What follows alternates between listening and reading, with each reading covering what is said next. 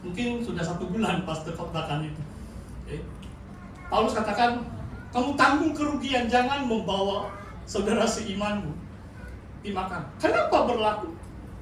Sebab ada jemaah, ada mungkin orang yang kaya tidak adil, sehingga mungkin orang yang tertindas itu rasa mau menyaman mereka. Dalam gereja Tuhan pun, pemimpin harus orang yang adil, tunas yang adil, a just, a righteous. Dia memimpin dengan bijaksana, melakukan keadilan, kebenaran di negeri. Oh, ini yang pemimpinnya kita mau. Saudara, saya tidak mau kita tersasar. Pastor lebih bicara tentang gereja Tuhan, bukan soal negeri atau bangsa kita, tapi lebih orang sama juga. Kalau kita ada seorang ketua menteri yang adil, yang melakukan keadilan, kebenaran, aman itu. Yang tidak terima rasuah, yang benci rasuah, yang sungguh-sungguh melayani kebajikan rakyat, aman itu, sejahtera itu. Tapi ini mengenai umat Tuhan, saudara. Kalau yang terakhir, Nabi besar Yehezkiel. Tidak mungkin tema ini tidak penting, sebab diulangi oleh Yesaya, oleh Yeremia, oleh Yehezkiel tentang Daud, a future David.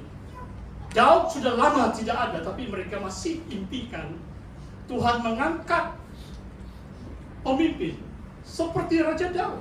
Saya baca di sini dalam ayat yang ke-22. Aku akan menjadikan Yehezkiel 37 ayat 22. Terima kasih multimedia. Aku menjadikan mereka satu bangsa di tanah mereka, di atas gunung-gunung Israel, dan satu raja memerintah mereka seluruhnya. Mereka tidak lagi menjadi 2 bangsa, tidak lagi terbahagi menjadi 2 kerajaan. Saudara, perhatikan juga. Apakah musibah yang melanda kerajaan Israel setelah Raja Salomo, anaknya Raja Rehoboam, tidak begitu bijaksana? Kalau ceritanya, Rehoboam dengar saja itu penasihat-penasihat yang muda, yang veteran, yang senior itu, dia tidak mau dengar. Terpecah itu kerajaan utara 10 suku, kerajaan selatan Yehuda dengan Benyamini 2 suku, terpecah. Tapi pemimpin yang Tuhan utus pada akhir zaman, dia menyatukan kedua bangsa itu. Pemimpin rohani harus menyatukan umat Tuhan. Dia tidak membawa perselisihan, dia tidak berpuak-puak, dia tidak buat perpecahan. Tetapi dia penyatu, he's a unifier. Dia menyatukan seluruh umat Tuhan. 2 bangsa menjadi satu. Saudara, mungkin saya skip ayat 23, sebab saya mau baca tentang Daud. 24, maka hambaku Daud akan menjadi raja. Mereka semuanya mempunyai satu gembala. Mereka akan hidup menurut peraturan-peraturanku dan melakukan ketetapan-ketetapanku dengan setia. Waktu Tuhan memulihkan umatnya, dia mengangkat seorang seperti Daud, dan mereka hidup menurut peraturan-peraturanku dan melakukan ketetapan-ketetapanku dengan setia. Seorang pemimpin membawa umat Tuhan untuk mentaati itu. Wah, saudara, ini bukan mudah tau. Oh, itu Alkitab saya yang besar pun sudah ditaruh di sana. Saya pakai tablet saja. Alkitab kita mengandungi 66 buku, saudara. Dalam Injil Matius pun Yesus mengatakan seperti ini. Kepada 12 atau 11 rasulnya, so Yudas mengkhianatkan. Yesus mengatakan seperti ini, pergilah, jadilah segala bangsa muridku. Baptislah mereka dalam nama Bapa, Anak, dan Roh Kudus, dan ajarlah mereka segala yang kuperintahkan kepadamu. Coba kamu ajar seluruh Injil Matius, 28 bab Injil Matius, ajaran-ajaran Yesus. Saya setahun 3 bulan gembala SIB Muhibah di Ranam, saudara. Saya khotbah, wah ini kebaktian sana bukan main. 2 sesi hari Minggu, hari Rabu umum lagi, hari Jumat kelompok sel, hari Selasa kebaktian doa, hari Sabtu 2 kali rehearsal. Sekarang saya angkat tangan, saya 60-an. Tidak mungkin saya jadi gembala kalau kamu suruh saya buat 4 kali kebaktian. Tuhan. Waktu itu saya baru masuk 50 tahun. Wow, masih boleh lompat-lompat. 11 tahun yang lalu. Dan saya khotbah bersiri. Pusat tindakan saya pergi di MTS baru 7 bab. Dari bab 1 Injil Matius sampai habis khotbah di bukit semua menerang. Setahun 3 bulan saya berkhotbah. Bukan saya satu orang lah, ada penetua juga itu. Ini biasanya pastor juga. Pastor kamu yang ambil. Haleluya. Dengan maksud saudara, pemimpin rohani dia ajar umat Tuhan menuruti peraturan-peraturan Tuhan. Melakukan ketetapan-ketetapan Tuhan. So, ini amanat agung, mengajar. Bangsa-bangsa yang dimuridkan itu melakukan perintah-perintah Tuhan. Ini bukan tanggung jawab yang kecil, saudara. Dengan maksud kalau pemimpin itu dia harus berteologi, dia harus memahami, dia harus tahu mentafsir Alkitab, bukan mudah, saudara. Dari Kejadian sampai Wahyu. Oh, saudara, ada seorang pastor, mungkin sebab dia ikut saya punya Instagram atau Threads. Wah, pastor, saya nampak kamu sibuk saja itu. Dia bilang, baru-baru juga ini. Dia kata, saya bilang, ini tahun pemilihan, jadi saya sibuk lah itu. Saya main-main dengan dia. Tidak tahu, itulah kamu pun tidak ketawa sebab kamu tidak tahu.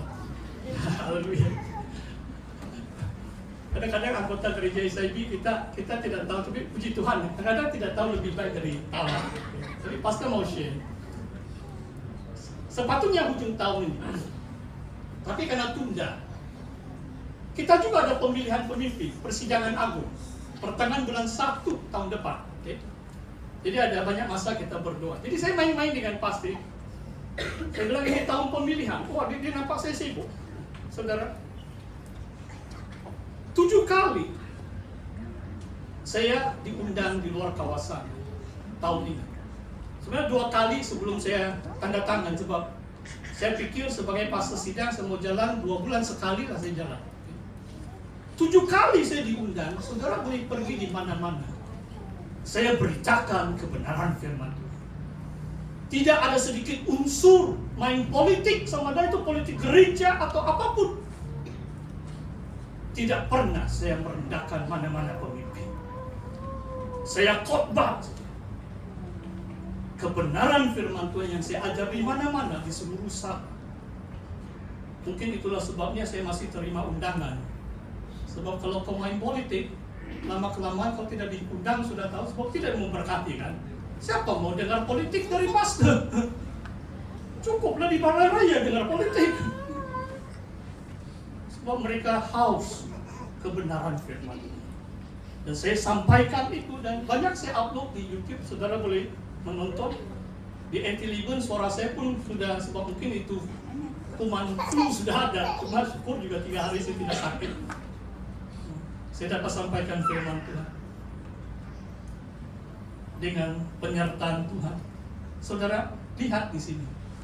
Raja Daud menjadi raja dan umat Tuhan menuruti. Sebab pemimpin itu membawa umat Tuhan untuk mentaati Tuhan. Bukan mudah sebagai pemimpin untuk menjadi teladan, untuk mengajar perintah-perintah Tuhan, untuk membawa orang lebih mematuhi, lebih sempurna di hadapan Tuhan. Saudara, Hosea sekarang saya mau baca, saudara. Kenapa saya beri tajuk? Ya, ini pun saya lupa. Oke, terima kasih. Saya mau komen dulu ini. Terima kasih ya, tengok. Saya rasa pimpinan Roh Kudus juga. Itu slide tiba-tiba muncul. Lalu taulah Daud bahwa Tuhan telah menegakkan dia sebagai raja atas Israel. Telah mengangkat martabat pemerintahannya oleh karena Israel umatnya. Kenapa Daud diangkat menjadi raja? For the sake of my people Israel, kalau dalam bahasa Inggris. Kadang-kadang orang jadi pemimpin sebab ego dia. Sebab kedudukan dia mau dihormati. Daud jadi pemimpin adalah karena umatnya Israel, bukan ego.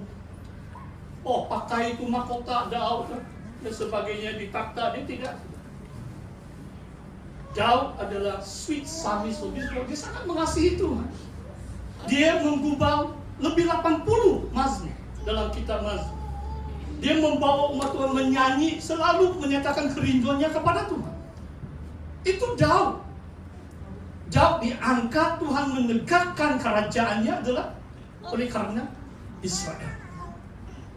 Jadi kalau pilih pemimpin, jangan pilih pemimpin yang ego yang besar, yang hanya tahu tentang jawatan atau kedudukan, tetapi dia tidak begitu mempedulikan orang yang dipimpinnya. Saudara, saya mau baca Hosea sekarang. Apakah maksudnya harapan pemulihan? Hope of restoration. Perkataan harapan itu tinggal harapan, kan? It's just a hope, belum pasti terlaksana. Hosea 3 ayat 4. Sebab lama orang Israel akan diam dengan tidak ada raja, tiada pemimpin, tidak korban, tiada tubuh berhala, tiada efod dan terafim. Efod itu imam, pakaiannya efod terafim. Sesudah itu orang Israel akan berbalik dan akan mencari Tuhan. Ayat 5. Hosea 3 ayat 5. Mencari Tuhan Allah mereka. Dan Daud. Wah, Hosea ditulis abad yang ke-8 sebelum Masehi. 300 tahun sudah Daud tiada, tapi mereka masih impikan. Tuhan bangkitkan kepada umatnya Daud. Mereka mencari Tuhan, Allah mereka, Daud raja mereka. Mereka datang dengan gemetar kepada Tuhan, kepada kebaikannya pada hari-hari yang terakhir. Saudara, lihat ini, saudara. Kadang-kadang gereja Tuhan, kadang-kadang kita tak kisah pun siapa jadi pemimpin atau tiada pemimpin, itu satu kebaikan juga, saudara. Sebenarnya sama ada pasti ada di sini atau tidak, atau siapa ada di sini, yang penting kita setia. Sebab kesetiaan kita kepada Tuhan tidak bergantung dengan pemimpin manusia. Tetapi di sini mengatakan ada satu jangka masa yang sangat lama orang Israel tidak ada pemimpin. Macam lelah, terlantar kan. Umat yang tidak bergembalakan itu tidak ada, sehingga